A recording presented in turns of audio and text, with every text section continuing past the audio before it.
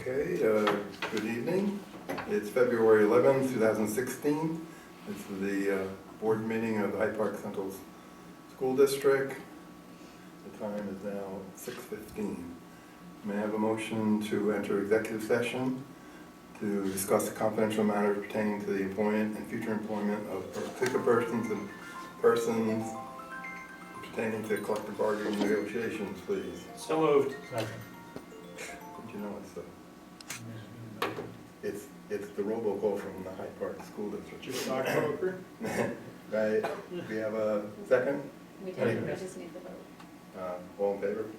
Sorry about that. What was it reminding you of the meeting? This is the,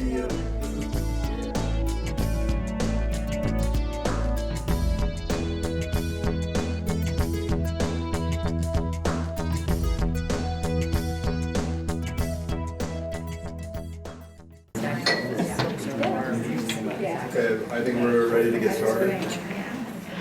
Thank you everyone for being a little patient with us to get started this evening. At this point, may I have a motion to return to open session, please? So moved. Second. Any discussion? All in favor? Thank you. We're now in open session. This time we'll have the Pledge of Allegiance.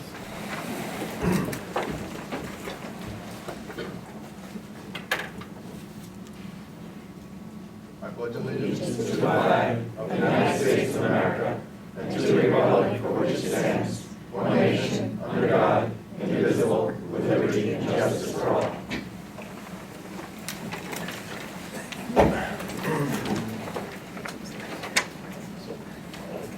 There are no agenda modifications.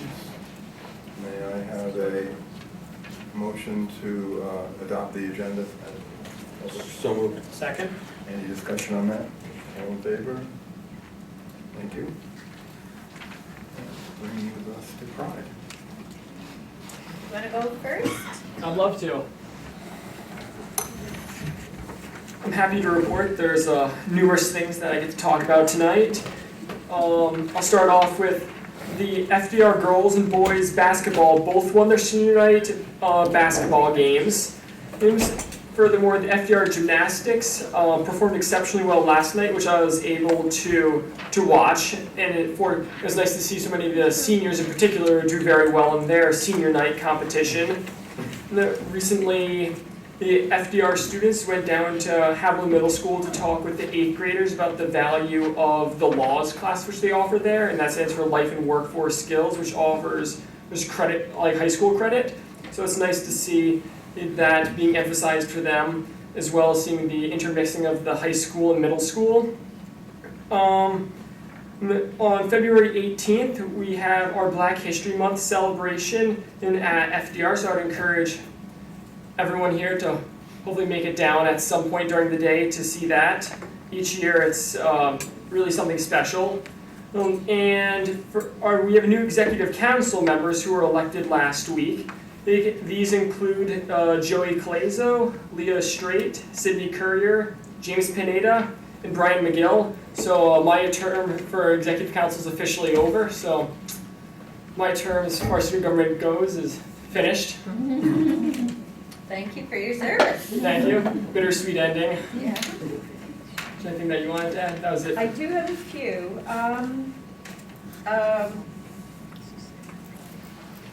Here, there's nice things for me. We have an Alpine Skiing team. We have one member on it. Shout out Chechesky. There you go. She won sectionals for the second year in a row. Not only did she win them on the team that she's on, we collaborate with a few other districts, she won individually. She beat the next girl by 4 seconds, and she beat every single boy as well. She will be going to states, and she has every chance to do well. And the last time that a girl beat every boy was 1985. So congratulations to Shout Out. So really, really good. The winter track sectionals are next week, right? Friday. Friday. Well, not tomorrow. A week from tomorrow will be our sectionals. Okay, so good luck and congratulations on making it to sectionals. Thank you. That's a good accomplishment. Swim sectionals are next week. I did get to go to see the bowling team. That was incredible. I love to go watch them. It's so relaxing when you go to watch bowling. There's no white knuckling at bowling. It's just, they bowl, they high five, it's great. But we do have a good co-ed bowling team. We have girls and boys. They will be going to states on March 5th. So we'll wish them well. Athletic honor roll, Noel Rosado from the basketball team was mentioned, and Ali Bertolozzi from the gymnastics team, both on the athletic honor roll. Our cheer team, our co-ed cheer team, they went to the John Jay High School Invitational. They won first for the co-ed team, and they won first place overall for the entire Invitational, and their sectionals are February 20th. And I would like to thank Janet Duffy, who provides me with this cheat sheet. So we can get her to give it to you from now on. All right, it's fine by me. That's okay. We'll send her an email tomorrow. Let's see. We had 2 of our elementary schools had the opportunity to go to the Culinary Institute of America 4th grade classes, Ralph R. Smith and North Park Elementary. Both schools sent their 4th grade students. Each school was allowed to choose a team of 4 to compete. And no pun intended, Denzel Cook from Ralph R. Smith won first place overall.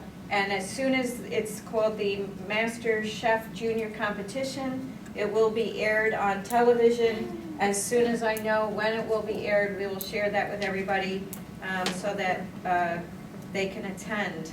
I know a couple of us were at the Snowflake Gala, so we couldn't go to the Acapella concert, but Cora did go there. Yeah, the Acapella Festival was last Friday evening. We were scheduled to have 7 schools participate, but you might remember that some of our neighbors closed last Friday, so we had just 5. But many thanks to Amy Martin, who coordinated that for the 2nd year in a row. The groups were fabulous, and I don't know if people fully understand what it means to work as an acapella group, but it's very challenging. And they just did a beautiful job. It was really well attended, and I hope to just see it grow. It was really a delight. 2nd year, right? Yeah. Yeah, great. I don't know if anybody else made it to anything. I've been trying to get out there and been having some fun doing it. And so at this point, I'll explain my relaxed garb. Or my athletic garb for a board meeting. I was going to go home and change, and it just wasn't worth the time. There were better things to work on.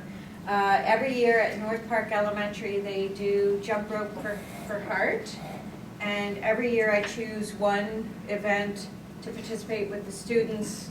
Last year it was ice skating with Violet Avenue students. They go every year. I did the basketball, done the badminton. But anyway, this year I participated in jump rope for the heart with Miss Magnuson's 3rd grade class and Mrs. Gray's kindergarten class. It's an incredible program. It's the first time I not only got to see it all the way through. I got to participate all the way through. And in the class that I joined, since the kindergarten students don't know the circuit, the kindergarten students are joined up with an upperclassmen group. So it was a third grade class and a kindergarten class together. I have to say I was thankful that the kindergartners were there, because if they weren't there, I would have done 45 minutes of jump rope for Hart Circuit, but because you had to help and teach the little kids, you had less aerobic time. There's lots of pictures up on Facebook of the event. Margaret Robley has been running this event for, I think this is her 7th year, and they are up to $30,000 in a donation that they've made to the American Heart Association. So it is a fundraiser, and it teaches the students a tremendous amount about heart health, heart awareness. In addition to all the jump rope for heart stations, there are stations where they can take their, blood pressure and hear their heartbeat, and they do a lot of questions and answers. So that's why I have this on, because you can't do jump rope for heart in the typical suit that I wear, so. That was That's why I had this on, because I did not.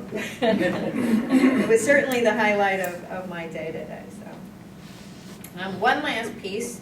Speaking of Margaret Robley, and I'll send these around. If we don't have enough copies, I'll get you some. Margaret Robley, you may recognize that name. We've recognized her on several occasions because she is actually really well known in the state and in the nation. She just published an article in the Journal for Physical Education and Sports and Athletics. It's actually the Journal for Physical and Sports Educators.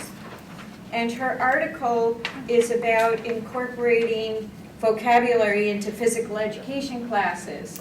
So she specifically names our school district, of course, because she talks about the program.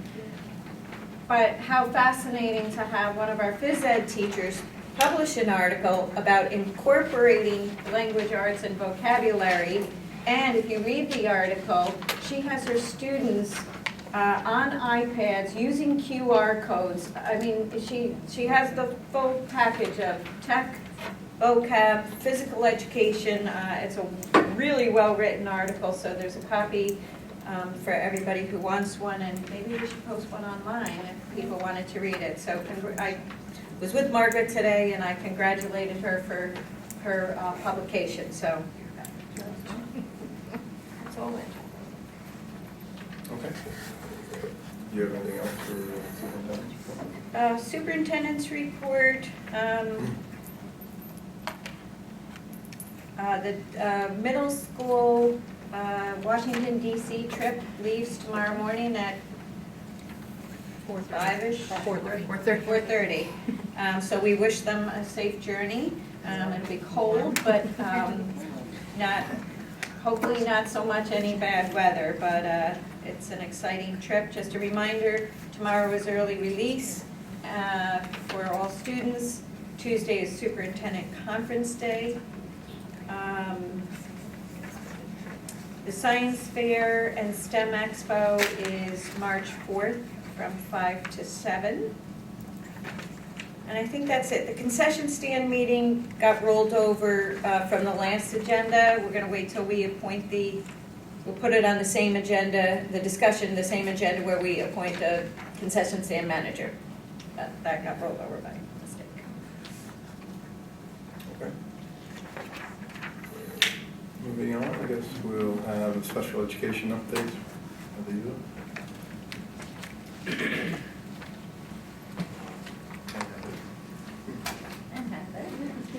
I saw Heather was involved in the cheer program, and I saw you being when Yeah. he talks about it. Okay, good evening. Heather and I are here to give you some updates. Some of them are budget related. Actually, we have Dan Duffy to thank, who asked us some of these questions and said, could you please give a report on some of these things? So we're really Happy to do that. happy and excited to do that. The only people that ever listen to me. So this is a graph of students who, going from September 15th 2011 to September 15th, 2015, and the number of enrolled in out-of-district placements. So you can see from 2011, we had approximately 96 students that were in an out-of-district placement, meaning not being educated within our 6 buildings. And currently, this year, we're at 58 students. And actually, we could talk about it later, but maybe Heather, if you could talk for a minute about the process of bringing students back. Sure. So my goal has been to personally know every family and every student that's in an out-of-district placement. So in my first year here, I was really getting to know them at the CSE table. And over the last 4 years, I go often to the locations that they're at, and many of them are of far distance away, and we have a few students in residential placements. So I would say that I have a very good relationship with those families for the students that we serve in those placements. When we're considering bringing a student back into district, my first step is to have conversations with the family, because I don't want a student to feel like there's someone coming into their classroom that they don't know. So our first person out is our school psychologist, and you heard them do a report about bringing students back into district. School psychologists are the people who go out first and come back and meet with a committee of people, teachers that we're considering, and do a full written report on their observations. And then a teacher that is being considered to support the student in their transition back also goes to the out-of-district placement, depending on how far away the placement is. And then we meet with the family before we even have that conversation to make a transition plan back. When all those things are in place, we have 2 CSE meetings, not one. We do one at the place that the child is currently being educated to involve all of their educators, and then back inside our home district. So it's quite an extensive plan when we look at bringing a student back into district. Now, of the students that we have brought back over these years, only one could not be served even after bringing them back. All the others have been served inside our building. And these are the associated costs, and we go into little detail, like although costs have gone down in many cases, the cost per pupil continues to go up, so that has to be balanced there. So you can see that bringing so many students back has certainly lowered the cost. Another thing that happens is that kids simply age out of programs, or move away. Or move away. Yes, but they also age in and move in. Mm-hmm. So hopefully you can see these numbers. I'm not going to read them for you. Okay, and this is the cost, the average cost per pupil. So you can see that this is just at BOCES, that, it's gone up in these years, roughly $1,000 a year. It's gone up and down a little bit. And this is private, which has gone up a bit more. This is per pupil average cost.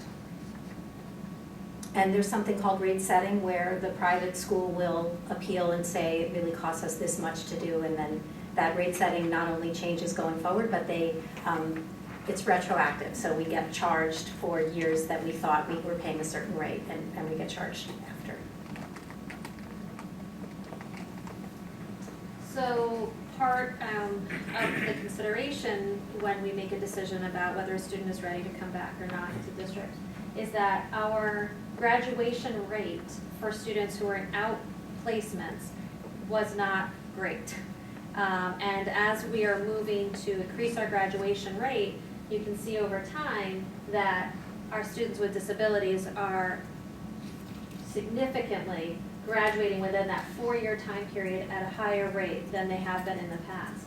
And part of that is that we are identifying students. The 8th to 9th grade year is a pivotal year to make the decision about whether a student should be coming back or not, and what supports they need in place, because that is a student in our cohort. Ensuring that they're sitting for Regents exams, because in some placements they're not as, they don't follow the rules as much as we're careful to say they sit for Regents exams. All students need to be sitting for Regents exams, so we're ensuring that that is happening.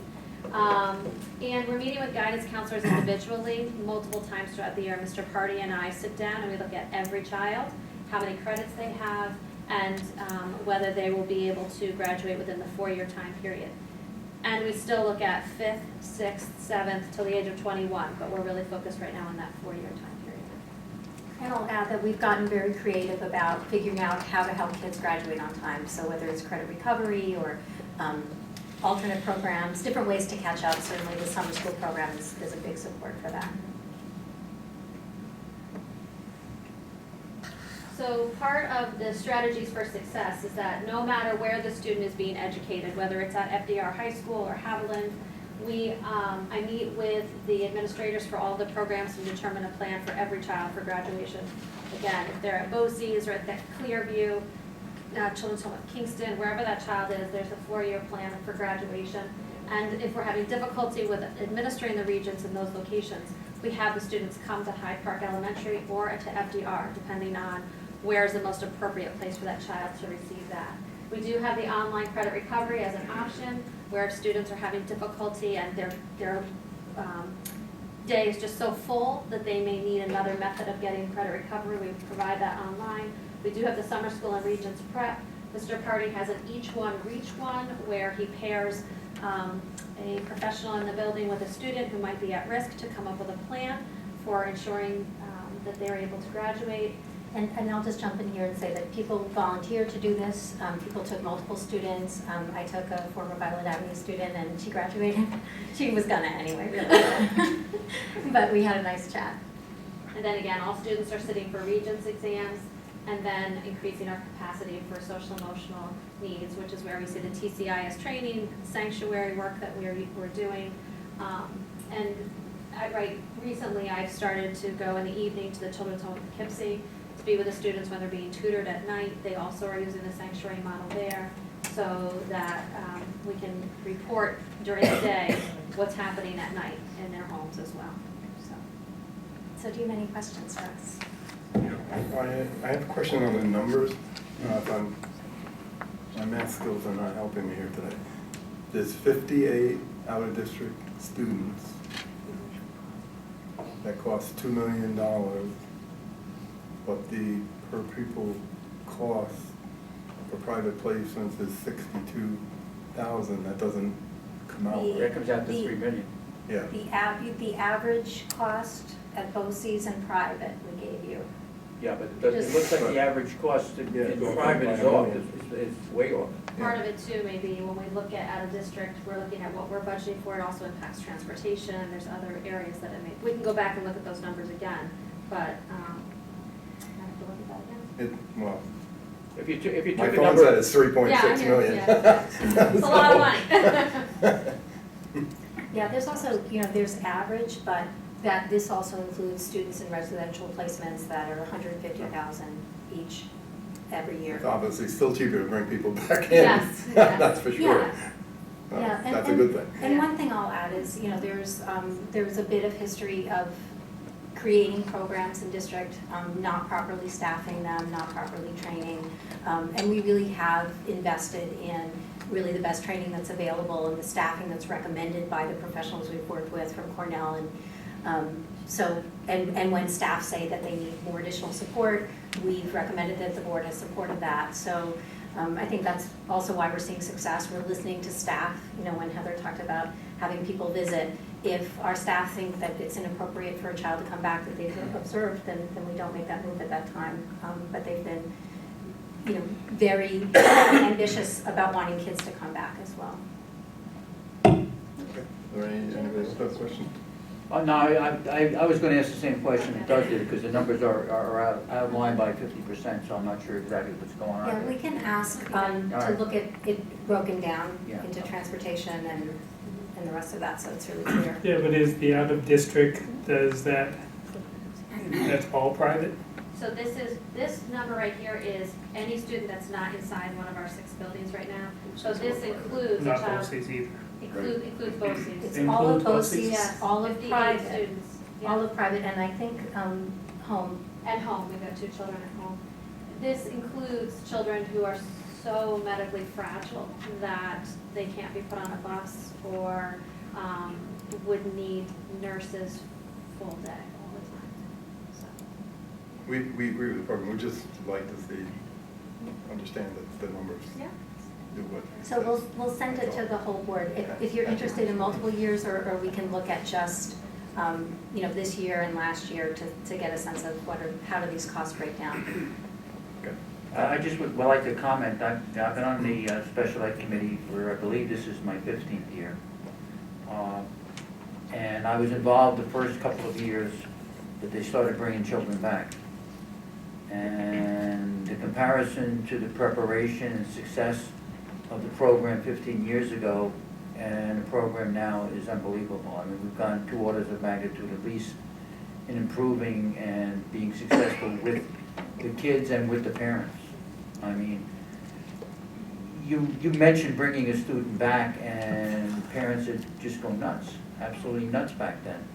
You can't change this, my child. He's gotten used to it out there, you know. The understanding of the better for the child, better for his future, to understand and to benefit from an in-house placement with his peers and the things that go on here. It's just amazing how Heather has worked with those parents over the last 4 years alone in achieving this wonderful understanding and this wonderful agreement on this is best for my child, and if you're recommending it, I feel really honored that you're going to bring my child back. And the success rate when we said, yeah, we would like to do it, we can do it, has been entirely driven by the success we've had. I've never really ever got the feeling that we're doing it just to save money. We can save money and that's why we're doing it. It's never been that. We're doing it for the child, we're doing it to improve them, to make better for everyone, and it saves money. Oh, well, you know. I think one of the greatest honors is when you go to the teacher's tea at the Children's Home in Poughkeepsie, and they write about their teacher and who they're honoring. And when we first started here, it was all different teachers, and now it's consistently teachers inside our district that they're honoring. And I can't think of a higher honor than that. It's just great to hear that they're honoring our teachers. So. And it's well deserved. Yeah, and I want to, really thank the teachers and related service providers because, they're really doing all of this work and supporting our children with disabilities and knowing they can do the best job here in our buildings. Thank you.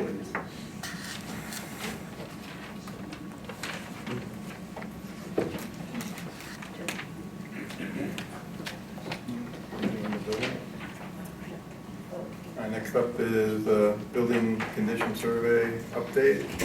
Elliot, you doing that too? Yes, sir. Okay.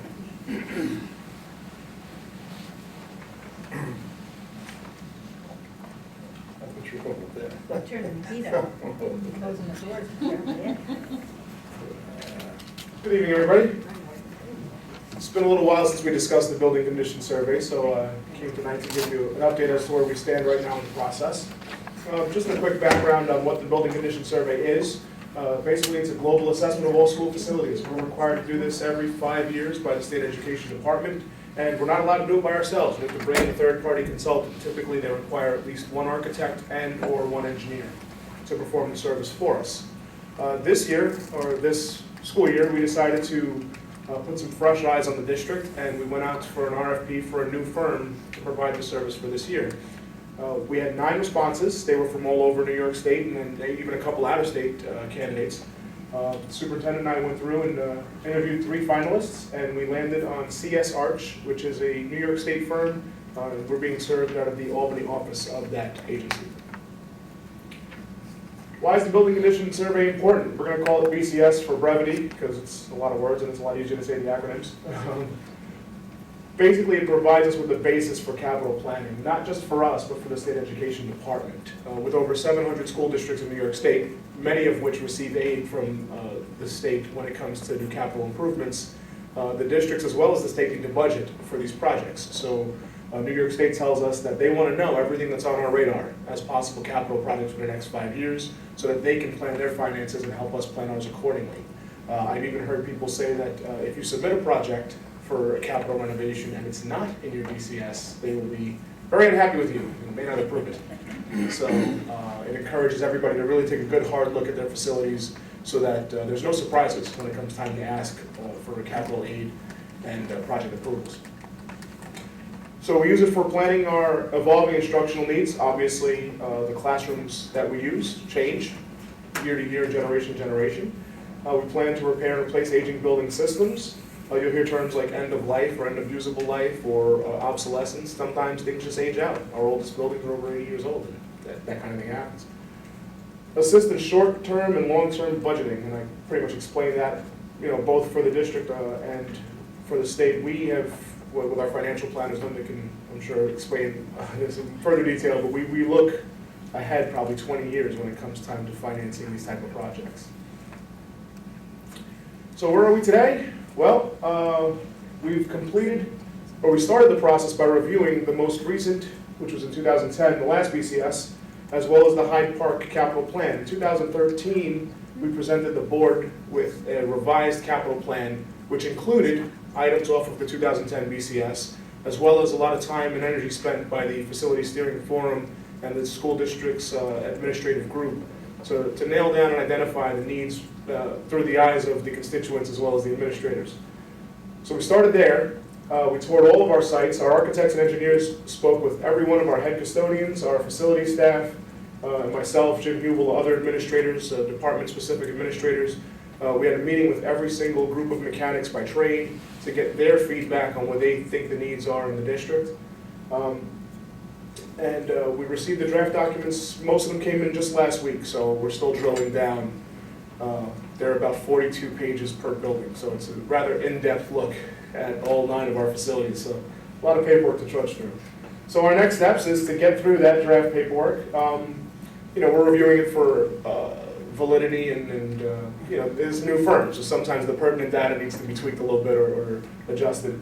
We're going to input this to SED online. It's the first year that this process is online through the SATUS portal, so we'll be submitting all of this digitally. And then we're going to use the BCS to build our capital plan. At the end of the day, the whole purpose of this process is to build up what our next capital plan is going to look like, what our 5-year plan looks like, and help us map out our next series of capital work. And of course, we want to align that with the work that the DLT, the district leadership team, is doing, our administration and our community. Obviously, the needs of our children evolve year to year, the generation to generation. We want to make sure that we match up to that. And we're going to do that also by hosting a facilities forum in the spring of this year. The deadline was extended to June, so we do have some time. Fortunately for us, the DLT's work is coming to a head just when the BCS is coming up as well, so we'll be able to marry these processes together and really take a good hard look at where the district needs to move, not just instructionally, but from a facility standpoint as well. Any questions? Sure.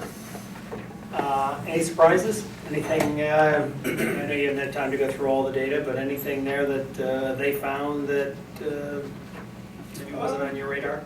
I don't know if it was a surprise so much as just the evolution or devolution of conditions from one building condition survey to the next. What may or may not have been a hot button 5 years ago or 10 years ago is starting to creep up on us and identify themselves initially. I don't want to get too specific because we're still going through it, but there are some things that are just now reaching the end of their usable life, or maybe they weren't so critical back then. You also have to remember that when we do these things, some things are more important than others, and so we address a lot of these things kind of in a prioritization. So I'm sure the boilers took a major precedence in the last BCS, and now those are no longer an issue, so other things can bump up on the priority list. So I wouldn't say we had any surprises, but what I would say is that having a new firm come in really gave us a different perspective on not just the condition of our buildings, but the possible solutions. So those fresh eyes, just in the brainstorming and the walking through and saying, hell, have you thought about maybe moving in this direction in terms of system replacement or structural repairs? And some of that was refreshing. So I look forward to being able to share that with you guys once we drill down a little bit. Okay. What the cost per square foot turn out to be? I don't know. I think for the condition survey and the capital plan, we were just under 20 cents a square foot. I know our cap was 27 cents a square. We were about 2/3 of that, so we're just under between 18 and 20 cents. Okay, thanks. And that amount, that is aidable, right? That's correct. Up to, you said up to 27? Up to 27. For our district, it was up to 27 cents Okay, a so square you're foot. well under that. We're fully aidable for the whole process, both the survey and the 5-year plan. So when are those submittals start to get to get the aid? Is it out there yet, or you have to submit, obviously submit it to the SED first? It was supposed to be due in January, they pushed it back to June, so I don't know if it's gonna be part of the SE3 process or if there's gonna be a specific standalone process for it this year. Yeah, that was my other part, my other question was, do you have any idea why they pushed it back to March? It's the first year they did it online. Oh, okay. Much like with our fire inspections this year, SED is really moving in a paperless direction, or trying to modernize, I guess, in Albany. But when we did that as well, the servers tend to get log jammed with all this influx of data from 700 districts, and I think that may have played a part in it. And obviously you and your staff were on hand with inspections and review on a daily basis, probably each building. Are you gonna have a sit down with the firm to review the final draft, the draft? Certainly. Especially for when you get into the conditions, where you may call it satisfactory, they may not. Yep, we had conversations like that throughout the process, specifically using the previous one as a baseline. You know, if the architect or the engineers felt that something may not have been satisfactory but was listed as satisfactory previously, there was a dialogue about, has this condition worsened, has it deteriorated, are we just looking at it from a different perspective? So a lot of that, when the superintendent and I sit down and review the draft, we're going to then have a follow-up meeting with the firm, and obviously my staff's input is brought in throughout every step. Okay, and you'll make this available to the board Certainly. to review? Right. And I think it was a good move going out and put a new firm in and get some fresh eyes and doing a review. That was a good idea. It seems like it's paying off so far. Yeah. Thanks, Elliot. Any other questions? Thanks, Deborah. Great, thank you. That brings us to the preliminary budget. Linda. Good evening. Oh, Linda. Hello. So tonight's presentation is on the preliminary budget. We're also going to talk about the tax cap and the allowable tax levy. Only good news. In addition to the district's mission statement, we have some other important considerations for the budget development. We always want to make sure that we're preserving programs and services for our students, ensuring financial sustainability, improving efficiency and effectiveness, all while being mindful of the impact we have on our taxpayers. This chart is an overview of the budget for 2016-17. It is preliminary.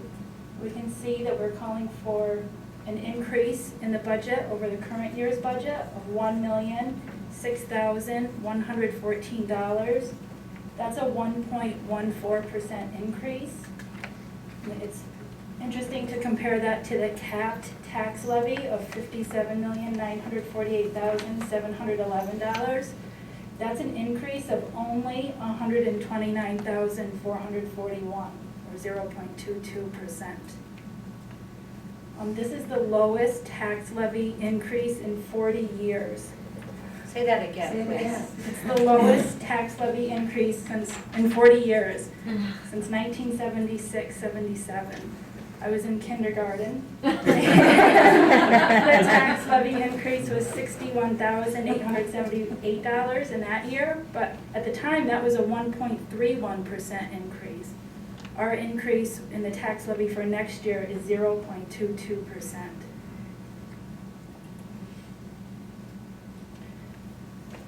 These two factors listed here have the biggest impact when calculating the tax cap. They are the tax base growth factor and the allowable levy growth factor. The tax base growth factor is school district specific. It actually represents the physical or quantity change in real properties in our district. For 2016-17, that's 0.11%. The allowable levy growth factor is the inflationary factor. That's the amount that's lesser of 2%, or the percent change in the consumer price index. And for 2016-17, that's only 0.12%. Both those numbers are less than 1/8%. Here we have the calculation for the tax cap. It's compared to 15-16. I won't go through the whole thing, but I will point out that in the first step, that's where we apply the, it's not working, we apply the the tax-based growth factor, which is the 0.11% for 16-17. Then we add back the pilots for the prior year and subtract out the prior year's capital tax levy to arrive at the adjusted prior year tax levy limit. That's the number that we apply the allowable levy growth factor to, the inflationary factor. So that's 0.12% in 16-17, but in 15-16 that was 1.62%. That's a big difference. After that, we subtract out the pilots for the coming year, and we add back the capital levy for the coming year to arrive at the allowable tax levy.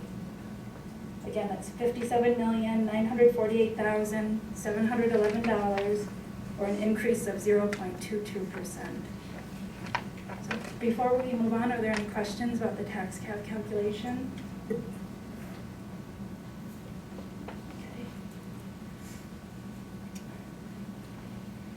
This chart shows the history of the gap elimination adjustment, or the GEA. The GEA was enacted in 2010. It was designed for school districts to help New York State fund their own budget deficit. The state no longer has a deficit, but in 2016-17, our aid is being reduced by $909,767 for the GEA. It's expected that it'll be phased out over the next 2 years, but as you can see here, since 2010-11, Hyde Park has contributed $17,713,380 to help New York State close their own gap.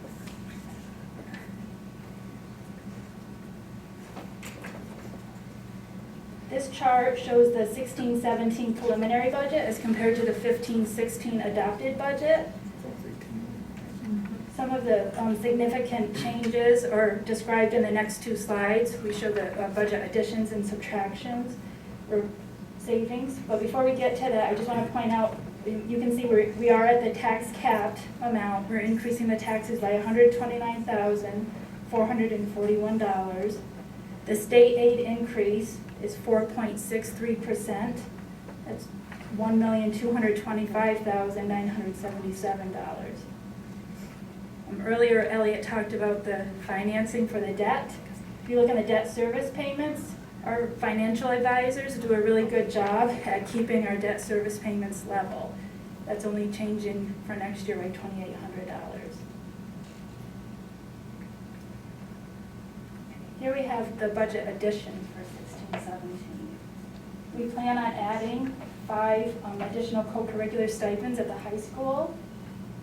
We have a stipend for the concession stand manager. We're implementing that this year, but it wasn't part of the original budget, so it's considered an addition for 16-17. We're increasing a half-time orchestra teacher at the elementary level to a full-time. The total additional salary and benefits is $52,125. We have a part-time custodial worker at Hyde Park Elementary that'll be increased to a full-time employee. The additional salary and benefits are $43,359. That's funded with the lease revenues from the tenants at HPE. We're also adding a new, I think it's English as a new language teacher. That's based on mandates. We have a new math AIS teacher at the middle school, and that'll be funded mostly through the reduction of 2 TAs. We also have increased responsibilities in the technology department, so we're adding a network specialist. The salary and benefits is $86,861. We currently have a school furniture budget code of $9,000. We're increasing that to $20,000, so that's an $11,000 increase. We're adding the STEM camp at the middle school for $15,000. That'll be funded mostly by transferring co-curricular stipends to a grant. Curriculum writing stipend. Curriculum writing. I'm sorry, yes, To a I grant. misspoke. Curriculum writing. We'll still have the same amount, but we're going to use part of our federal funding for the curriculum writing. And the athletics department hasn't had an equipment budget since 2012-13. So we're adding a budget for that department for 16-17 of $13,705. We currently rent storage units for athletics at a cost of over $7,000 a year, so we plan on purchasing units next year. Elliott has created a new equipment and vehicle replacement plan, which calls for a replacement of a truck, a van, and a tractor at a cost of $145,000. And we're also adding one cash capital project for $100,000. This is something we haven't taken advantage of in the past, but if we were allowed to spend cash up to $100,000 on one project for which we can be fully aided in the year subsequent to the project. Before I go to the budget savings, are there any questions on this slide? Sure.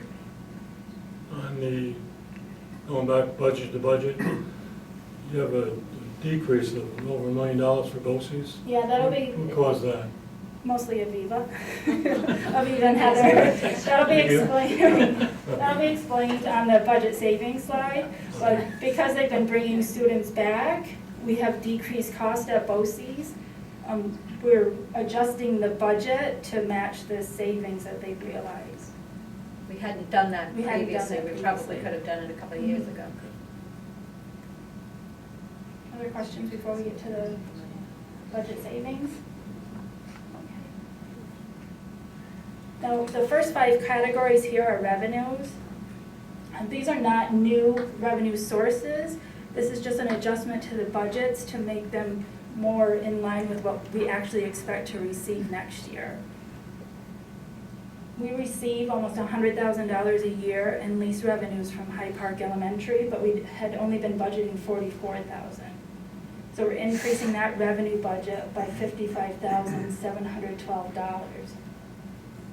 Each year, we receive more than $300,000 in federal impact aid, but we hadn't been budgeting for that, so we've added it to next year's budget. We also receive about $1.2 million a year in tuition for non-resident students in foster care that attend our schools, but the budget had only been $700,000, so we increased that to be more accurate. The refund of BOCES services had been previously under budgeted, so there's an increase in that revenue budget to become more in line with what we actually expect to receive.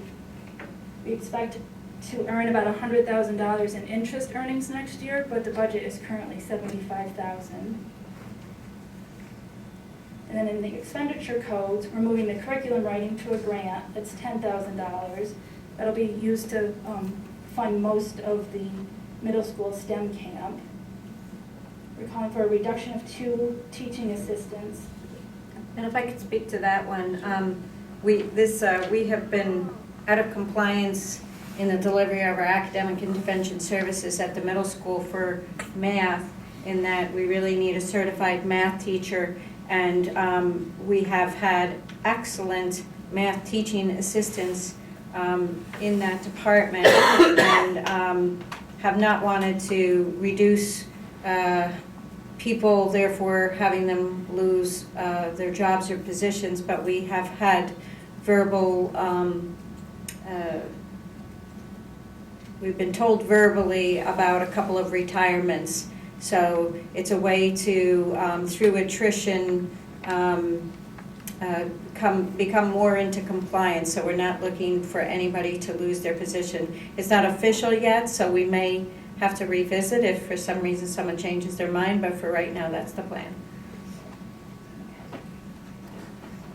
People still ask for the teacher, don't they? The costs for fuel have declined, so we've made an adjustment to our budget for 16-17 to reflect that. We expect to save about $304,000. And then in BOCES services, we're saving about $1,150,000 next year, and that is from our efforts to get the budget more in line with the work that Aviva and Heather have done. We also have a decrease in the pension costs next year. The rates for both TRS and ERS have declined, or will decline. We can expect to save about $376,000 there. And then the Medicare Part B and the unemployment benefits codes have been over budgeted So we adjusted that to make it more actual, based on what we actually expect to spend next year. Are there more questions? I haven't got a question, I have a comment though. Sure.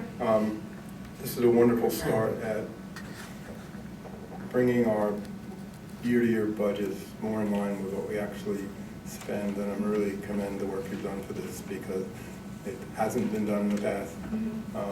And it makes a big difference on what services we can supply to our students. It makes a difference on how much the tax levy is going to be.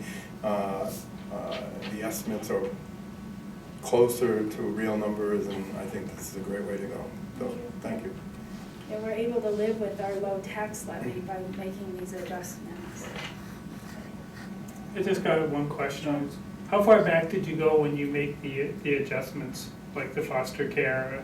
How far back did you go that would be the average? Well, that's actually the savings from the 15-16 budget to the 16-17 budget. In the past, that budget had been created based on prior year's budgets. For the 16-17 budget, we actually looked at the services we signed up for BOCES next year. And based on the estimated cost, the rates they gave us, that's what we put in for our budget. I have a question in reference to your fuel cost, heating oil and diesel, that you're looking at reducing 304,000. As a percentage, what's the total on those lines? And I just want to be careful that we're not too optimistic as to what the current fuel oil prices are, thinking that they're going to be that going forward. Very conservative and. Yes. I did talk to both Elliot and George about this. Okay. And they have good crystal balls. Right. No one will be able to determine exactly what we'll spend. But for the diesel, for the buses, we're currently paying about $2.20 per gallon. So when George did his budget, he estimated $2.90 a gallon for next year. And then for fuel oil, we're currently paying about $1.90 per gallon, and the budget for that for next year is $2.25. For fuel oil? For the fuel oil. How much are you paying per gallon? Well, we've averaged $1.90 a gallon. Don't tell us. I just filled up at 148, but yeah. Yeah, I was going to say, that number seems I think that's the average from the beginning of the school year. Okay. I don't think it's right now. Okay. All right, I guess, and I'm just cautious about being optimistic as to what fuel oil prices and what any petroleum prices are. We see them, take wide swings, and it could very easily go the other direction. And just those numbers add up very quickly. Yeah. So, and I know that one of the initiatives that the Superintendent of Building and Grounds have attempted is to do a fuel or an energy reserve account. Is one of the things that they're talking about, and it's to help to buffer against these wide swings. The idea of the school district being able to put certain amounts of money into a reserve account that would then allow you to draw off from that in a year where all of a sudden fuel prices go up. So Hopefully they'll get that passed as a known reserve then. yeah, actually, I'm not sure whether it's on their list of legislative issues this year or not. It was last year. I just saw that the packet just came out, and actually I think there's a webinar tomorrow on it. So, If there's any way we can lobby for that, okay.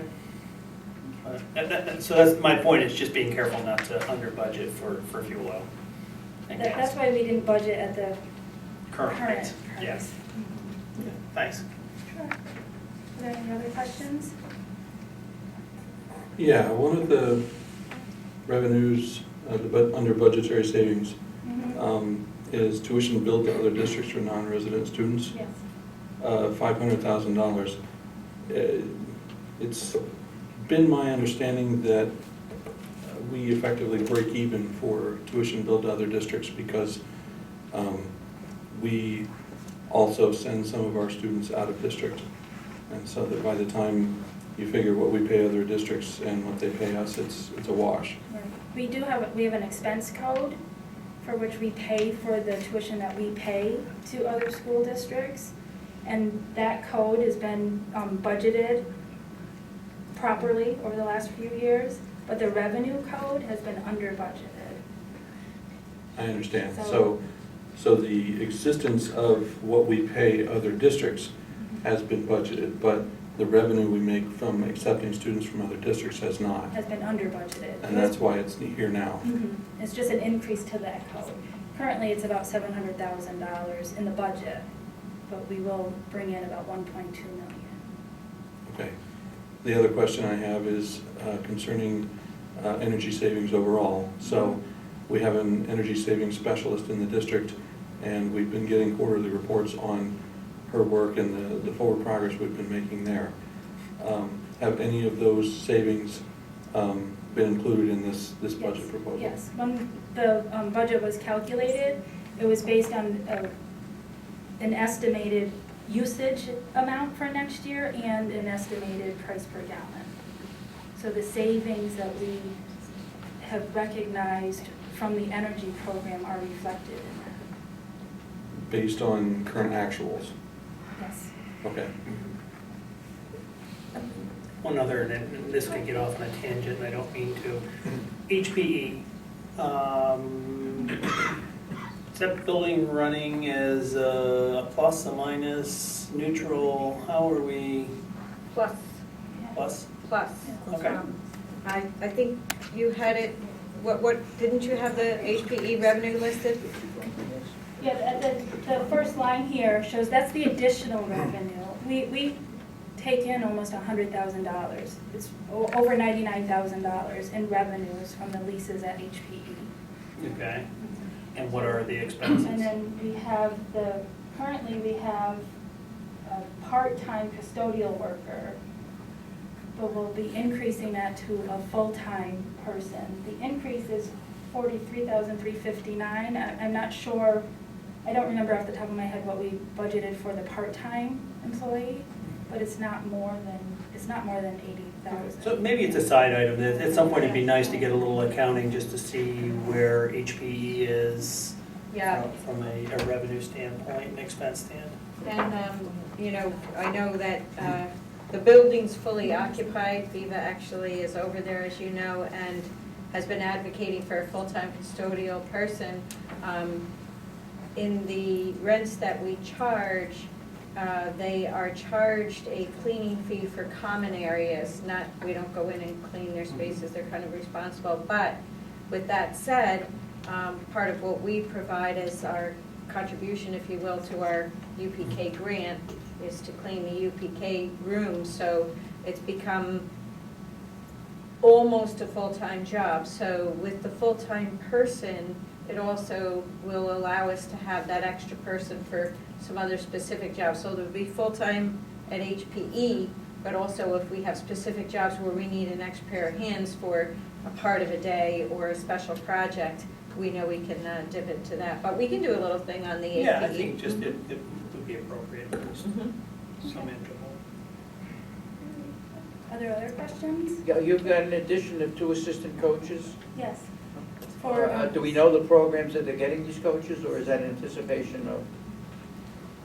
I do. Spring? Oh. I do. And it was funny because, you know, Amy's out on leave and she had left me with some notes and modified them. What I can say is that she's got a list of, in order of preference for a number of assistant coaches, but her recommendation is definitely a second assistant track coach, because of the increased numbers now that we have a field. Lo and behold, we got 200 kids or whatever. And then I just have to double check. I know she's been advocating for lacrosse and for the modified track. So the second one, I'm not entirely sure. The first one, I know the highest priority on Amy's list is the second assistant varsity track coach. And as soon as by the time we get to our program portion of the budget, I'll have found out from her what the other one is. I mean, there's no question that the coach to participants ratio of track and field is the highest in the district by a long shot. By a long shot, yeah. If you build it, they will come. Yeah. and they're doing really well. Linda, I don't know if this is addressed to you properly or to the rest of the administration, but what is the storage units for athletics? We currently rent storage units for some of the equipment and supplies for the athletics department. That's something that we started right after the track was built. We were renting them at over $7,000 a year. Yeah, I don't know how many units we have. I could find out. Elliot knows what Elliot knows. you want to stuff, get stuff.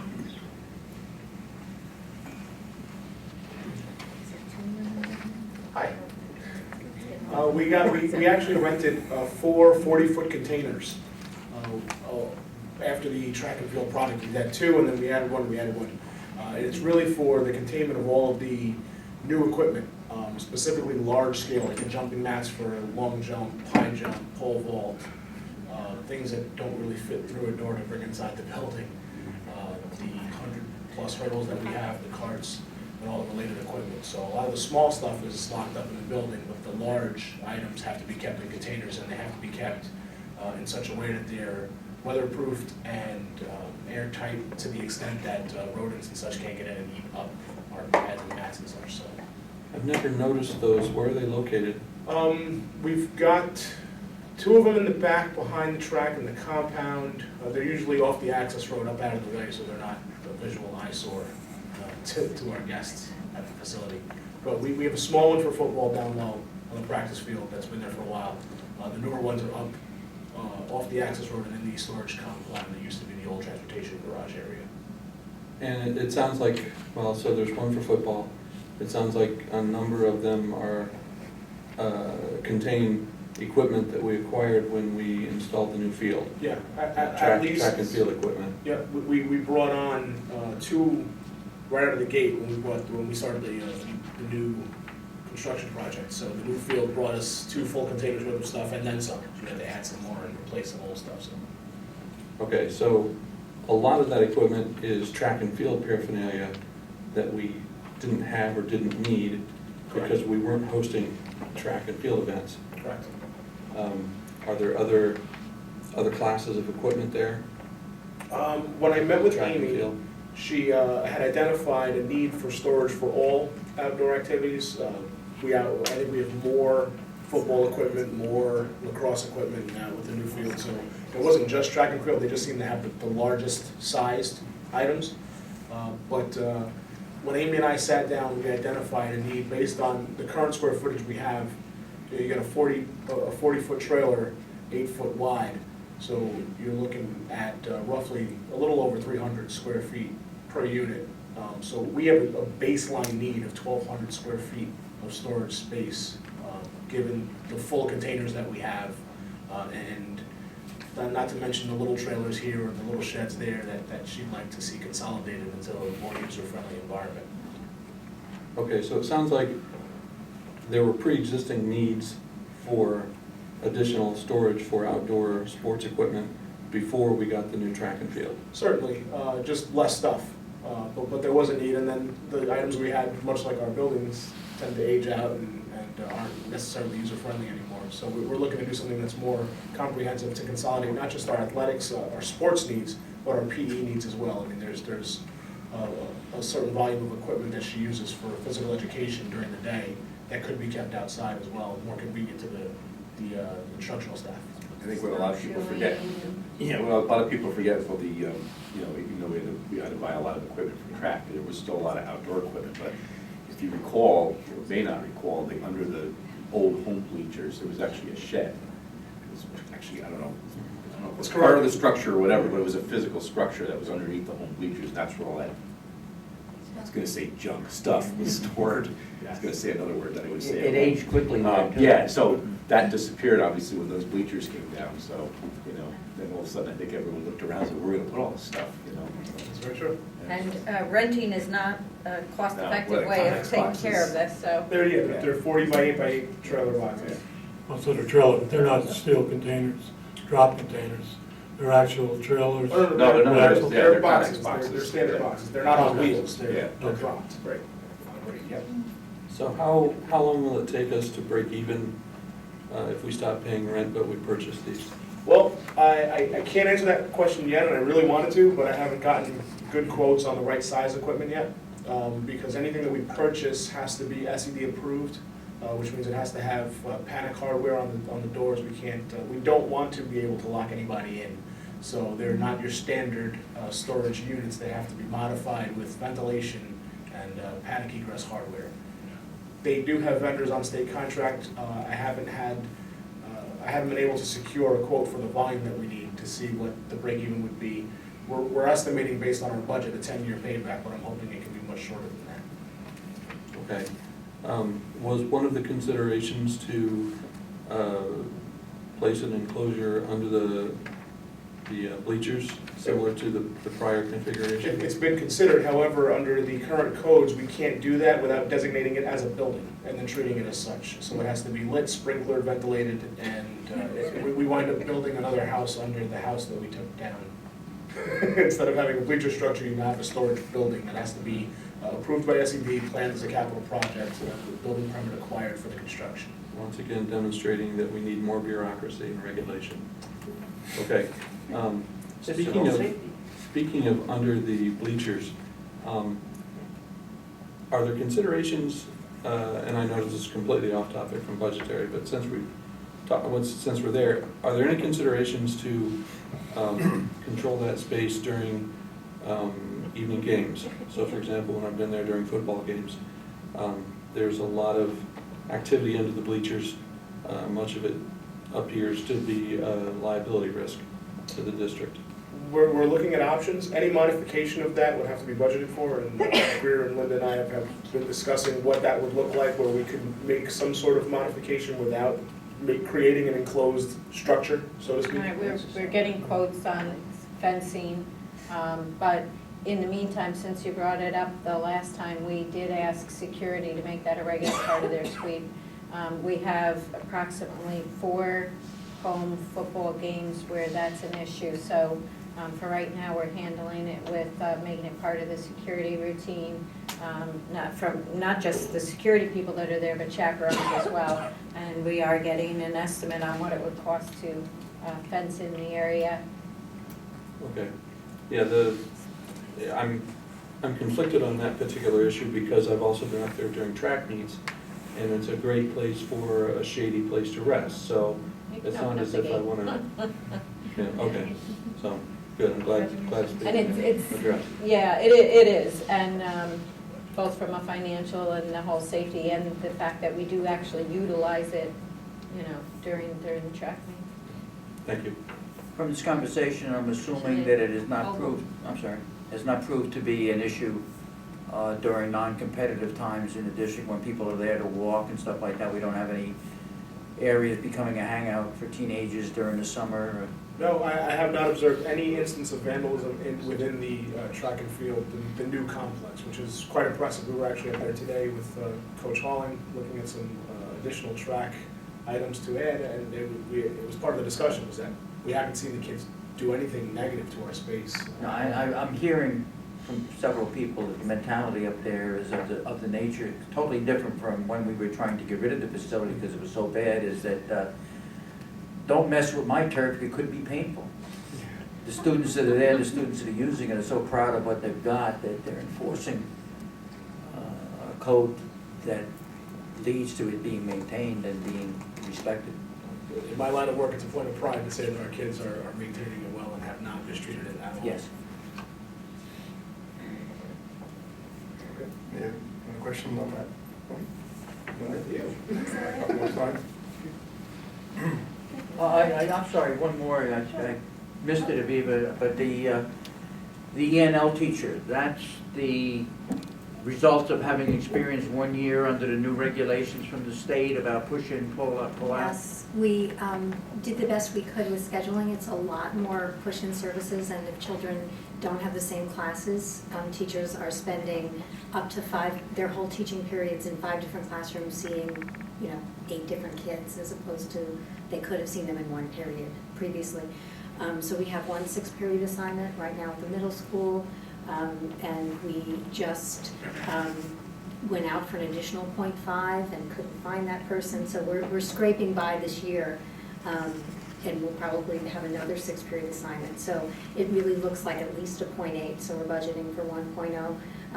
And that 0.6 of the additional 6-period assignment at the middle school came with one new student who we couldn't fit into the schedule because they were at a grade level needing that support. So I did hear that there's talks at State Ed about the difficulty of this. I think they're hearing a lot of feedback, some of it from me, but certainly nothing yet.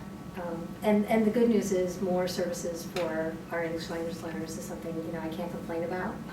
So I don't think it's an all bad thing, it's just not efficient. Thank you. You're welcome. Are there more questions for me?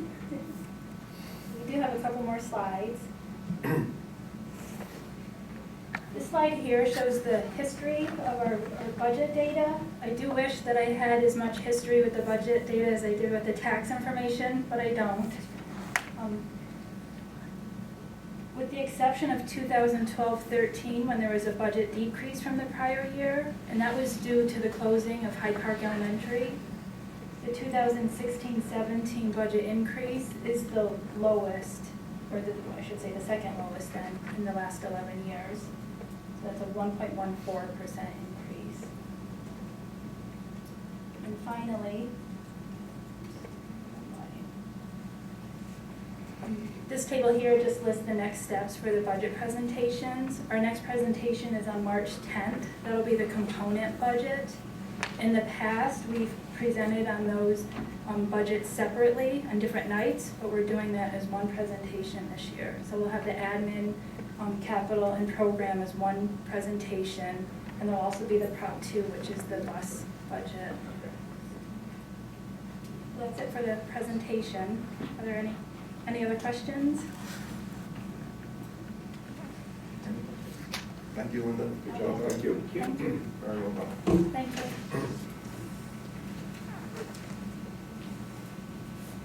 Okay.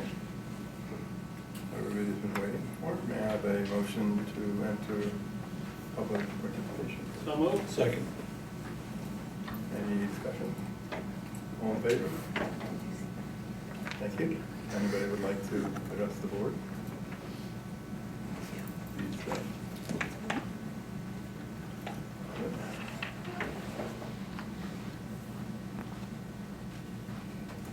Hello, Robin Peak. I live on Sherwood Place. I actually am up here asking about the heat at HMS. I know that was not working too good for 8th grade, and I was wondering how that's going. I wanted to know if the budget was adjusted for it when it finally is working in the whole building, if that's part of the budget, because I don't think it's been working in the whole building the whole time. And I also wanted to make sure that with the Arctic weather that's coming, that the heat is going to be turned on Tuesday to try to keep them a little warm. That's it. Thank you. Anybody else?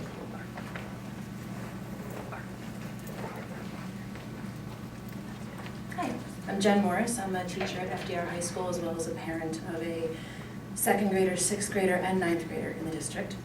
I'm here to express my concern on behalf of my colleagues, myself, as a teacher and a parent over the elimination of the final exams block, which has normally been scheduled, well, traditionally has been scheduled for the day or two before Regents Week in June.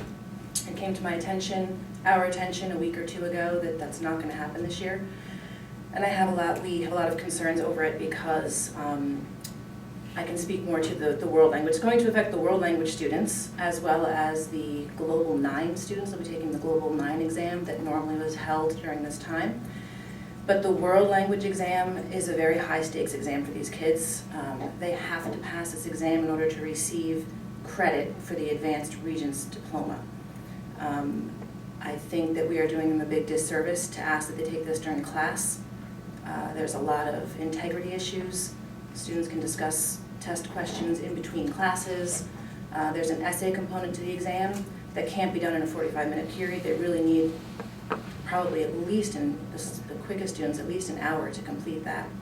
And if they have 2 class days, that essentially becomes a take-home test, or they can go home and look up words they need to know and find out how to say things and Google Translate, and it really takes away from the exam. The exam is a local exam now, it's locally generated. However, the state ed regs are very clear in stating that it must mimic in format what used to be a Regents exam. So I take that to mean it should be done in a 3-hour block, the way it's always been done. I think that pretty much covers it. I also have concerns about this as a parent of a freshman who will be taking this exam next year. In order to get this credit, she's going to have to pass this exam. I would definitely prefer that she take it in a 3-hour block with uninterrupted time, as opposed to during a class period where there's kids passing in the hall and any number of interruptions could be occurring. That's all. Thank you. Thank you. Anyone else? Steve?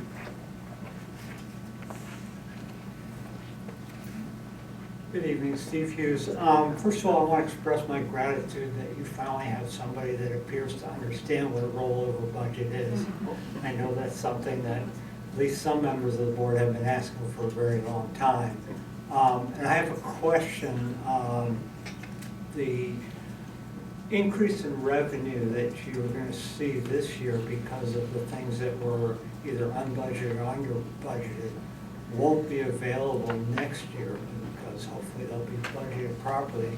And I wonder if that's going to present a problem for next year's budget, or the budget you create next year. Thank you.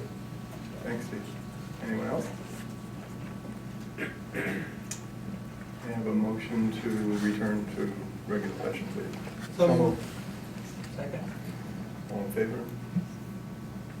Opposed? Thank you. Anybody want to, I'll jump in on that last one, just because it's the easiest one to remember, because it's the last one. Yeah, I mean, I defer to Linda on that, but I think, one of the points, I think what you'll see is that there'll be less of a gigantic fund balance every year. In other words, so while it will pose a problem from a perspective of having fund balance to roll back into the next year's budget, on the other hand, the backside of it is it will not generate as large of a fund balance unnecessarily. That will be within staying where we're supposed to be on a percentage of budget. That's the idea anyway. Because that's where a lot of both either over budgeted expenses or under budgeted revenues really ultimately kept resulting in these large fund balances that we get dinged by the auditor saying, had more than 4%. It's 4% right now. Yeah, so it used to be 2%. Now, and then that was this big pile of money we'd shovel back into as revenue the next year, keeping the tax rate down. So all things being equal, if we stay on top of things, it shouldn't matter that much. Right, but it is a one-time adjustment to the budget. So we'll be more in line next year, so we won't have those budget savings from that change. And additionally, Steve, to your question, something like fuel savings for this particular year, this budget, we budgeted X amount, we're experiencing some savings, as well as you could see in some of our BOCES code. So at an upcoming meeting, we're going to do a presentation on what we're going to spend the fuel savings money on this year. So for example, we call it our CAP and our DRIP plan, our capital project plan, and then our district renovation improvement plan. We've had those in place for a long time, since Carol. And with the fuel savings this year, it makes sense that if we saved money with fuel, instead of putting it toward fund balance, put it toward the renovation improvement projects that are on our list, that are not capital projects, that we can take care of between now and July 1. So we're going to do a presentation on that.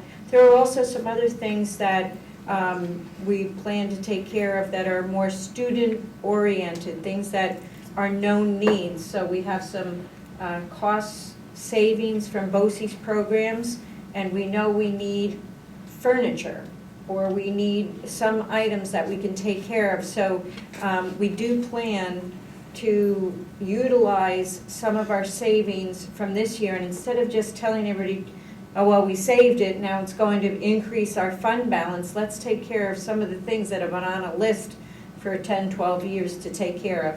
And we'll be doing that at an upcoming at an upcoming meeting. We've been, actually, Linda, Elliot, and I have been working on that for the last 3 weeks. There were a couple of other questions. I know, of course, we're kind of trying to talk to each other back and forth, but she is prepared for an answer for the... Sure, and with the board's permission, we would come back at the next meeting with a more concrete plan. But I will say that Jen Kreiser-Amy, our Director of Humanities, has already provided me with a recommendation that we do treat the LOTE exam differently. It is a high-stakes assessment, as Jen mentioned. Although it's not identified as a Regents exam, there is an expectation that it be treated as such. So we do have a recommendation from Jen Kreiser-Amy. Greer and I have not had an opportunity to look at it in its entirety yet, but I did want to make sure everyone knew that it was on our mind. We've had the feedback, we know its importance, and we do feel that it should be treated in a different way than some of the other final exams that might take place. So we'd like to come back to you with the next meeting with more detail on that. I'd like to add something on to that.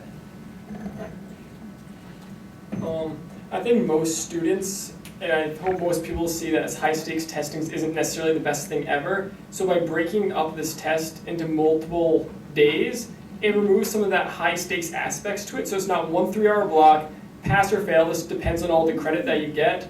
By breaking it up for multiple days, it allows students, it's unrealistic to really think that students are going home and memorize 25 questions, research them, come back, and then pretty much redo their test with having memorized those questions. It's, from a student's perspective, I know many of my peers feel the same way, that being able to go home and it's like certain areas that you've like, wow, I totally forgot that. Go home, look it up again, and then try and reapproach the test again, now knowing what you didn't know before, takes away some of the aspects of the high stakes testing, which I think most people can see is not necessarily the most beneficial thing as far as students' performance goes. Good, thank you for that. Thank you. I just point out that is one student's opinion, so just to be fair. True. I have to apologize, I had a hard time hearing Robin's first question. Did anybody want to It answer? was the heat at Haviland. Oh, And Elliot, do you want to? Yep. okay. It's a good question for me, because I'm good. So yes, Haviland Heat Project. We are in the 3rd phase of the 3-phase renovation to the heating system in Haviland. The first being the circulator pumps that push the hot water down to that end. The second being structural work, which was doors, windows, and a lot of insulation that actually has helped us tremendously this winter so far. We haven't noticed temperatures dip anywhere near where they went last year. We haven't needed to use electric space heaters to the extent that we did in the past. There are some still in use. Obviously, the heating system is still what it is, but we've been able to augment what we have and keep moving along for this winter. We are working with the contractors currently to begin the next phase of work as soon as this month. And this will be new equipment built next to our existing equipment, nothing that will affect the heat in the building in a negative way. But we're really pushing to get this project expedited so that come next winter, it's fully operational before we have to turn the heating plant on. And just as a point of clarification, we don't ever turn the heat off at Haviland. So no concerns about us needing, I know the comment was made to turn it on Tuesday. It runs constantly. The set points may be modulated for load management when the buildings are closed, but it never goes below a serviceable temperature, and we've been keeping it running for 2 years now, almost full blast, in order to compensate for the weakened system in its current state. And when we did our budget projections, I think the last part of that question for next year, consumption and a trending downturn in consumption was also a consideration, specifically at our 2nd largest cost center being Haviland. Once we get the heating system under control and we don't have to use as much oil regularly for that site. Did I touch everything? Quick question, Elliot. Yes, sir. What was the question? Oh, did we finally get SED approval for the 3rd phase? Yes, we're approved. We're ready to go. We're actually looking to start possibly as early as next week. I don't want to overcommit. Because that was a plan that was supposed to be executed last year, and SED could not get their act together to approve those plans, because in their infinite wisdom, they increased the requirements, but they reduced the staff. So, you know, it's Just a as sort of a conflicting way of running a business. We're gonna want you to do more and you're gonna submit more data, but we're gonna cut down on people that can analyze it and approve it. to provide a bit of perspective from the beginning of this project, when we started applying for approvals, SEB's backlog was 22 weeks. Last time we checked, it was upwards of 44 weeks. So it's more than doubled since we started this process. Thankfully, our approvals are already done. Thank you, Owen. All right. Okay, we have an update on the DLT. Actually, keep it as a standing agenda item, but since the last meeting, we haven't met I yet, didn't so. think so, okay. Brings us to second reading and adoption of policies 5405 and 5405 regulation. That would be the wellness policy on physical activity and nutrition. May I have a motion for that, please? So moved. Any discussion on that? Yeah, I'd kind of like to talk about that. Sure. Well, the last meeting, I was told I was splitting hairs. And so I decided I was gonna go and look at the commissioner's requirement. And it's pretty clear in there about how much physical education, time-wise, is needed in the elementary schools. Like kindergarten through third, every day. 120 minutes for 4th through 6th. And there's sections in there for 10th through 12th about extra class activities, meaning sports. And that got shot down as parents brought up. So if we're gonna say we're adhering to this, are we gonna look into this? I mean, the Health and Welfare Committee, for 2 years I've been on it, and the beginning of the year is always the big joke. When are we gonna get any closer to the requirements? Okay, I'll just want to make one comment, I'll let Cora handle this, but I believe that there are just so many minutes a day. If we want to increase the length of the day, this would be a no-brainer. I think that's, in a nutshell, the problem. Is that correct? Absolutely. Time is not on our side on this one without an extended day. We did add a period, I want to say it was for grade 3, but I could easily be wrong on that. In our effort to get closer this year, we did increase by one period per 6-day cycle at one of the grade levels. But you're right, that we're not significantly getting any closer. And it is a real concern about how much time is in the day and whether or not we can add time for any special area without impacting other instructional time.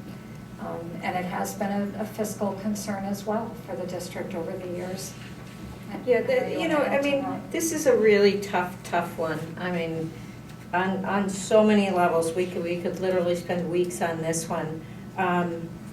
This goes to time, and it goes to an area of mandate that the state has never once enforced. And then you look at the things that the state doesn't mandate. Library is not mandated. There would be the time. But who would support taking library out of an elementary student's day? So, it's just kindergarten is not mandated. Who would take kindergarten away? Everything we know is that the sooner that you can get kids, that's why we all went from half day to full day. So our day is full.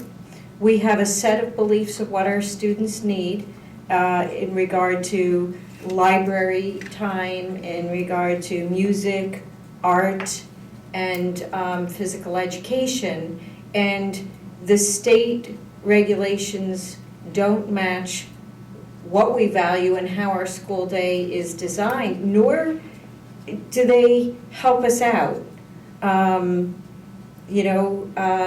The only way within the construct of our day right now to put in something that's mandated is to take out something that's not mandated. And we won't have any support, nor would we even want to recommend that. There's no time in the school day to add this PE time. And so it's just very interesting to me that the state picks and chooses what they enforce in a mandate. We have been trying to move closer over the years with coming more into compliance with PE. There are a few school districts in New York State, and I will say very few, who have actually managed to do this, and they're really far and few in between. But it is a conversation that we've had several times at our administrative meetings, probably at least once a year. What would that look like? How would we even go about tackling something like that, to say, what do we do with the time that we have, and how do you say, well, we have something that's a non-mandated time. If you looked at the time that's mandated for art and music, we exceed it. But who wants to see, and then how do you run a schedule for a teacher schedule where, you know, it's predicated on students have one special a day? I'm not arguing on that, Yeah. but just the wording of this policy says we shall adhere to it. So So to is there me, a way to- if we take this policy, then we're charging the administration to adhere to these regulations coming down from the state. So that, my more thing is, we shall adhere, is what this says, therefore, we should be seeing all of this. Or is there a different way to word it? Mine is, we shall adhere. Therefore, to me, it means we are instructing the administration to get us in line. And that's my biggest problem with this. So is there a proposal to reword it?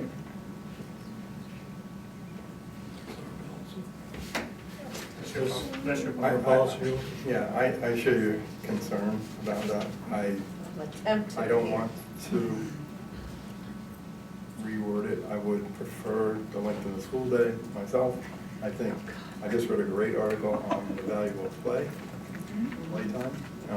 Very important. That's why I have my comments on the recess detention to begin with on this policy.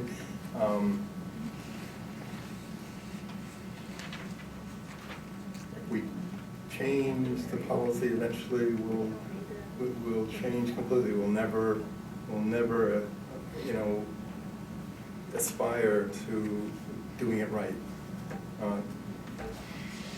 I think if we change it, we've given up. That's just my opinion.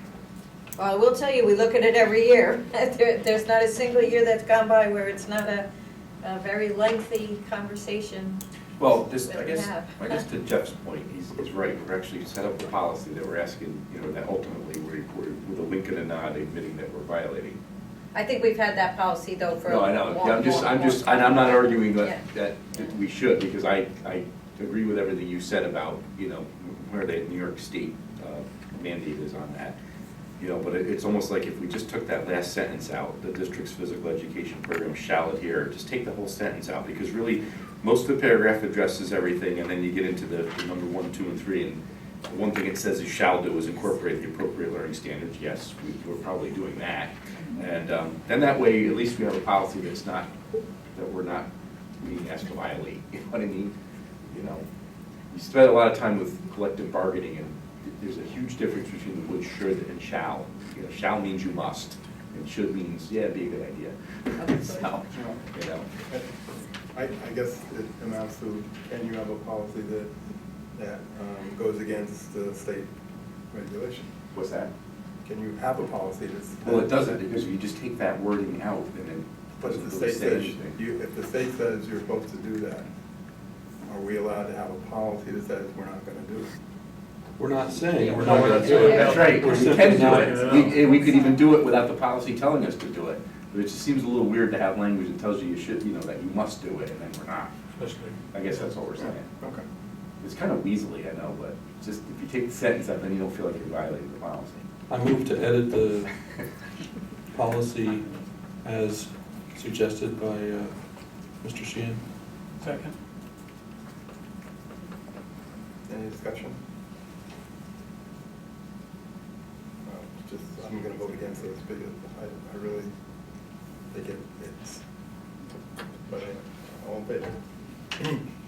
Opposed?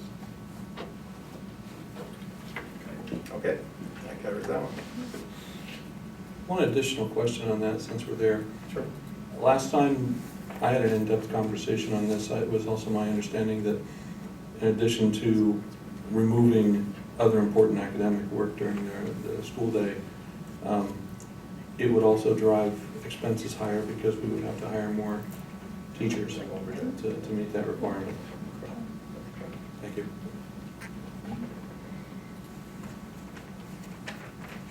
Maybe we went to what's that one they do in North Carolina, 20 weeks, 2 weeks off, 20 weeks, 2 weeks off, 20 weeks, 2 weeks off. Year-round school. Yeah, yeah. I have a friend who has his children enrolled in that system. It's a beautiful system. The disadvantage that I've seen so far is that when they have a snow day, they make them up on Saturdays. That would be really unpopular.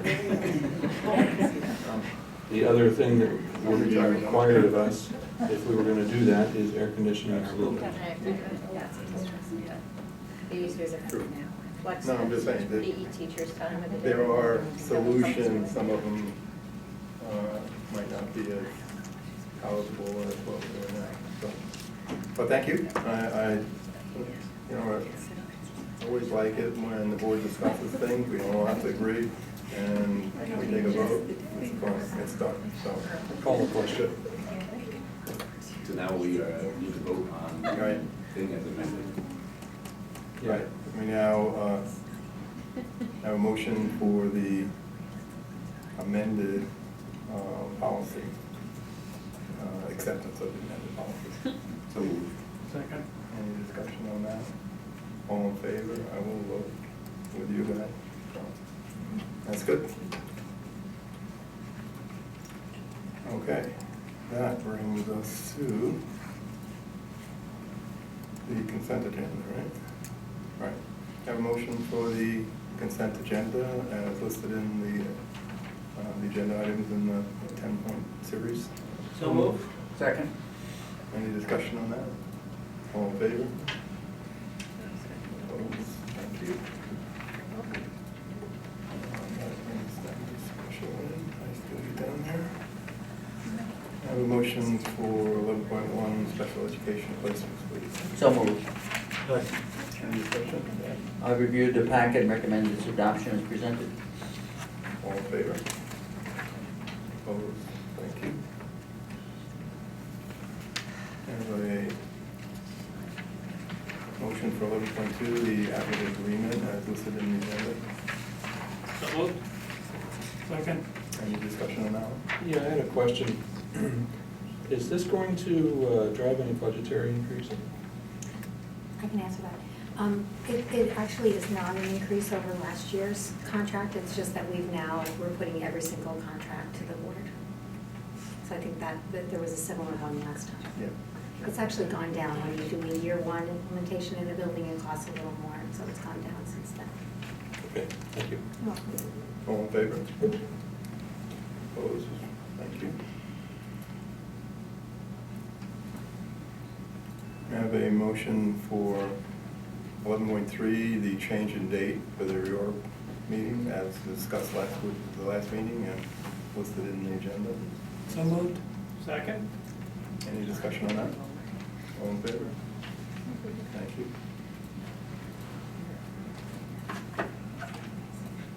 And we are now back to public participation. May I have a motion to enter public participation, please? So moved. Second. Any discussion? All in favor? Opposed? Ladies, would you like to back up? No? Anyone? May I have a motion to exit public participation, please? So moved. Second. Any discussion on that? All in favor? Thank you. Any opposed? All right, move us to other matters deemed necessary by the board. I don't believe there are any. Does anybody have a matter that they need? No? All right. Doug, it came up a little bit earlier, if I could just add, Sure. the State Building and Grounds Association does have a legislative agenda that they're gonna be working toward. I can just rip through a couple of the items real quick, and I think it's good for us to know what's being proposed. The first is investing $1.7 million to support the additional professional staff at New York State SED offices and facilities in order to try to get more engineers and architects for review. That'd be nice. Yep. Invest $100,000 in support of professional development for directors of facilities at the School Facility Management Institute. Always will help to give us better directors in positions throughout the state. This is the one I spoke of earlier, support of the establishment of an energy reserve fund. The idea of trying to having less impact on our budget so we don't have to plan for the worst every year in our fuel. Support minimum standard for maintenance funding and allow school districts to make their investments outside of the district restrictions of the property tax cap. It boggles my mind that We can make any trade. we spend a lot of money in capital projects, and fund it through the state, but you can't maintain a building and get any funding for it. So someday we'll catch up to the rest of the world. Invest in an energy efficiency grant program, $25 million settlement fund. I have to admit, I don't know much of what that one is, but I'll get more. And support legislation to remove BOCES capital from the property tax cap. Again, they work under a different formula than the school districts do for calculating their tax cap, where they have to their capital funds or capital improvements are included in their cap, whereas we take ours out and then add it back in later on the sheet. So those are the items that directors from throughout the state will be meeting with the legislators. And I know that our director is going to be involved in that. So it's a good effort, and it's all for the right reasons. Great, thank you. Thanks, Derek. That brings us to board subcommittee reports. We have a policy meeting. Anybody have anything else? Yeah, I could say the Dutchess County School Board Association is working on an event that's going to be April 7th, in which it's going to be a presentation by Regent Judith Johnson at the BOCES Center. And Regent is a real person, someone that we can go and ask questions of. And I think we will all be getting an email that will offer the layout as to how things are going to be, how it's going to be formatted, the ability for questions to be submitted, and then they're going to be put together so we don't have redundancy. So it may be worth putting in your calendar, April 7th. I think that's a Thursday night. And that'll be over at the BOCES Center. Oh, no, I'll take that back. It's going to be at Arlington High School, yes, Arlington High School, in their library, I believe. We got that flyer, we can send it to, we have a plan to send it out, we can send it out a little sooner. We were gonna wait till after break, but we got that flyer. We get that on the website as well? We were gonna post it on the website, Facebook, because it's open to. It's open to everyone. Everyone. Yep, it's open to everyone. Great, thank you. Any other subcommittee? We did have a policy subcommittee meeting, and we discussed a number of policies, one being the use of credit cards. And there aren't a lot, there are exactly 2 in the district. That's up from 1 because you need a different type of credit card for making hotel reservations and that kind of thing, and another one for actual purchases, emergency things. So we prefer to have 1 only, but in fact we're having 2. We're investigating something called a P card, which once we get all the information on it, we'll tell you about it. Linda gave us a mini discussion on that the other day, and it was sounded very promising to me. Any other thing we get to talk about? I don't think so. Any other committee reports? All right. Upcoming meetings. Wednesday, February 10th. What's that get that? That's a policy meeting, yeah. I shouldn't have read it, because I knew it was wrong. Wednesday, February 17th, 5:15 is the audit committee meeting here at the administration's office. Thursday, February 25th, 7 o'clock is the next board meeting, and that will be at Ralph Smith Elementary School. And don't forget the DLT is meeting next Wednesday at 6:30? 6:30. Okay. And the technology committee is also scheduled for Monday, the 22nd at 4 o'clock. The 22nd.